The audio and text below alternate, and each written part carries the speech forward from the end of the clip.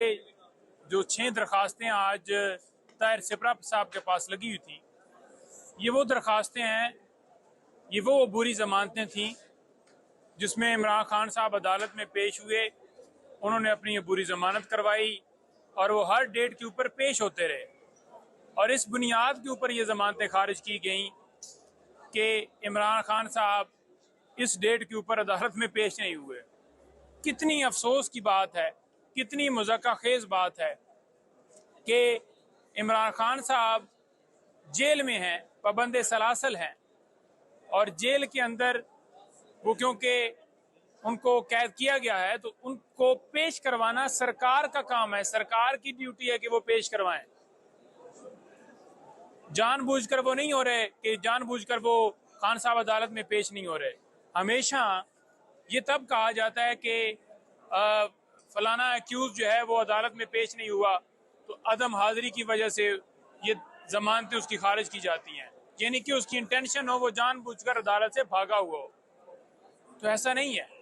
खान साहब तो क्योंकि गिरफ्तार हुए और उसके बाद उन्हें जेल में डाल दिया गया, तो जब जेल में डाले गए हैं तो उसके बाद पेश करना सरकार का काम है। अब सरकार क्या कहती है जी इसके ऊपर? सरकार कहती है जी कि सिक्योरिटी के इंतजाम ठीक नहीं है, सरकार कहती है जी ऑफिशियल सीक्रेट एक्ट की कार्रवाई चल रही है। बात यह है कि जब 26 घंटे ऑपरेशन जमान पार्क में किया गया एक वारंट की तामील के लिए, जो कि सिर्फ इसलिए होता है कि वो बंदा मुतलका कोर्ट में पेश हो, तो वो जो किया गया वो क्यों किया गया कि इमरान खान साहब पेश हों? प्रेशर क्यों डाला गया? वो सारी कार्रवाई क्यों की गई कि इमरान खान साहब को पेश किया जाए? खान साहब पेश क्यों नहीं हो रहे थे?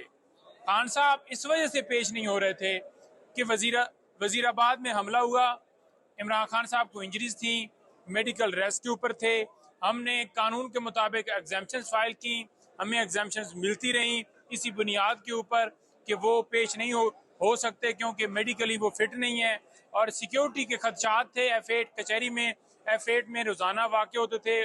उन दिनों भी एक ताज़ा मर्डर हुआ था, तो हमने कहा कि जुडिशल कम्प्लेक्स में वो पेश होंगे जब ट्रांसफर की जाएंगी अदालतें, और बाद में ट्रांसफर हुई और उनकी सेहत ठीक हुई और वो पेश हुए। उस वक्त सारे ऑपरेशन हो रहे थे। लेकिन आप देख, साइफर केस के अंदर जमानत 9 तारीख के लिए फिक्स हो गई है। नैब अलकादर ट्रस्ट केस, तोशा खाना नैब वाला केस, वो भी 9 तारीख के लिए फिक्स हो गया इस्लामाबाद हाई कोर्ट में। और हम पूरी उम्मीद करते हैं कि मेरिट के ऊपर फैसला दिया जाएगा और खान साहब की जमानत फौरन। साइफर केस के अंदर तो देर करनी नहीं चाहिए क्योंकि ये हमारे लिए बहस कौम एक शर्मिंदगी वाला मामला है कि बाहर से धमकी मिलती है और हम अपनी हुकूमत जो चल रही है, बेहतरीन मईशत जो है वो रेट जा रहा है और उस धमकी की सूरत में वजीर आजम को हटा भी देते हैं और साथ ही हटा के उसे गिरफ्तार करके FIR भी देकर अमेरिका को कापी भिजवा देते हैं कि ये लें जी आपके हुक्म की तामील होगी। प्राइम मिनिस्टर जो हल्फ लेता है उस हल्फ के अंदर ये शामिल है कि कोई भी ऐसा मामला जो अपनी जो मुल्क के अंदर जो अपनी कौम को वो बताना जरूरी समझे तो वो बता सकता है। ये प्रोटेक्शन उनका हल्फ देता है, ये उनके हल्फ में शामिल है। तो उन्होंने क्यों बताया? उन्होंने इसलिए बताया क्योंकि हमारे इंटरनल मामलात के अंदर मुदाखलत की गई और उनका ये फर्ज था कि वो बताएं। और कोड्स नहीं शेयर किए गए बल्कि जो साइफर था उसको डीक्लासिफाइड किया गया। डीक्लासिफाइड करके उसका तर्जमा, उसका मफहूम जो है वो कौम को बताया गया कि इस तरह से हमारे अंदरूनी मामलात में मुदाखलत हो रही है। अब साइफर केस की समाअत अभी भी हाई कोर्ट के अंदर बेशक ओपन हो गई है। बड़ी मैं वाज़ेह करना, कंफ्यूजन है लोगों को कि शायद अब जो है वो जो ओपन ट्रायल होगा, जो ट्रायल कोर्ट के अंदर जो है समाअत है, जो जेल के अंदर है, वो इसी तरह से सीक्रेट हो रही है। उन दरखास्तों के ऊपर फैसला महफूज है, अभी तक उसके ऊपर फैसला नहीं हो रहा। 25 तारीख का फैसला महफूज किया हुआ है। हम ये कह रहे हैं कि अदालत वहां पर अडयाला जेल में जा ही नहीं सकती। अदालत को जो शिफ्ट किया गया है वो जो नोटिफिकेशन है वो नोटिफिकेशन को कलअदम करार दिया जाए। उसके ऊपर 25 तारीख का फैसला महफूज है, वो फैसला नहीं सुनाए। फैसले महफूज कर लिए जाते हैं, फैसले नहीं सुनाए जाते। दरखास्तें लगती हैं, दरखास्तें अडजन कर दी जाती हैं। तो इसे कहते हैं कि जो आर्टिकल 10A के तहत फेयर ट्रायल नहीं मिल रहा, ड्यू प्रोसेस नहीं हो रहा। तो हम ये इस्लामाबाद हाई कोर्ट से भी इल्तिजा करते हैं कि तमाम दरखास्तों के ऊपर फैसला दिया जाए।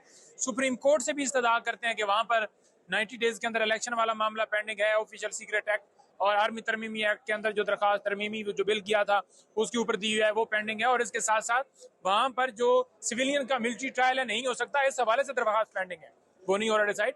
जो लोग इस वक्त गिरफ्तार हैं, जिन लोगों को जेलों में डाला गया है, जो बेगुनाह इस वक्त कैद है, उनकी जमानतें, उनकी दरखास्तें नहीं लग रही, बेंच लगते हैं, बेंच टूट जाते हैं।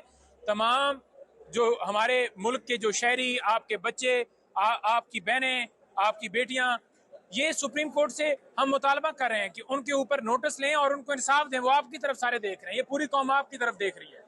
और जब सुप्रीम कोर्ट स्टैंड ले जाएगी तो बाकी जितनी अदालतें हैं पूरे मुल्क के अंदर, तमाम को हौसला मिलेगा। और तमाम के ऊपर जो प्रेशर डाला गया है कि जब कोई अदालत फैसला करने लगती है तो अदालत के सामने आकर जो है वो प्रेस कॉन्फ्रेंस की जाती हैं और फिर जो है वो एहतजाज किया जाता है और लोग बुलाए जाते हैं कि आप जाएं कॉन्स्टिट्यूशन एवेन्यू के सामने आकर एहतजाज करें, जहां पर जलसा एहतजाज की पाबंदी है। हुकूमत जो है प्रोटेक्शन दे रही है कि आप जाएं, वो जंगले क्रॉस करके अंदर जाते हैं। तो ये मुल्क के अंदर हाल है। कोई सवाल है तो आप कल आपकी लीगल टीम की मुलाकात हुई है खान साहब से, उस्मान डार का भी जिक्र किया होगा, जो संगीन इल्जामात लगाए गए। तो खान साहब का रिएक्शन क्या था? कल जमान पार्क भी पुलिस पहुंच गई, अडयाला भी पहुंच गई, आपको केक नहीं काटने दिया गया, इस पर आप क्या कहेंगे? देखिए, पहली बात तो यह है कि जब जमानत की समाअत हो रही थी तो उस वक्त भी 12 रुकनी लीगल टीम को बाकायदा परमिशन थी और उन्होंने जाकर मिलना था, लेकिन रोक लिया गया, घंटा डेढ़ खड़े किया रखा और एंड पे ये कहा गया कि आपकी इजाजत नहीं है, 2 लोग आ जाएं जी, 3 लोग आ जाएं जी। क्लर्क तक का नाम दिया हुआ था और कहते थे कि एक बंदा और काम कर दें। अब जब कल मुलाकात के लिए हमने बाकायदा कोर्ट से रजू किया, परमिशन लेकर गए हैं और वहां पर जाकर इस्तदा की है कि हमें मिलने दिया जाए, कोर्ट के ऑर्डर हैं, खुद ही सुपरिटेंडेंट साहब और जो जेल अथॉरिटी वो कह रही हैं कि जो डे फिक्स होगा उस डे के ऊपर आपकी मुलाकात करवाई जाएगी। तो फिर क्यों नहीं मुलाकात की फिर कल इजाजत दी गई? जो डायरेक्शन ऊपर से मिलती हैं उस हिसाब से मुलाकात की इजाजत दे दी जाती है। उस्मान डार के हवाले से स्टेटमेंट जो है, जो आप पूछ रहे थे सवाल, वो मेरी उनसे, क्योंकि मुलाकात उन्होंने पाबंदी लगा दी ऊपर से जो डायरेक्शंस है, तो जो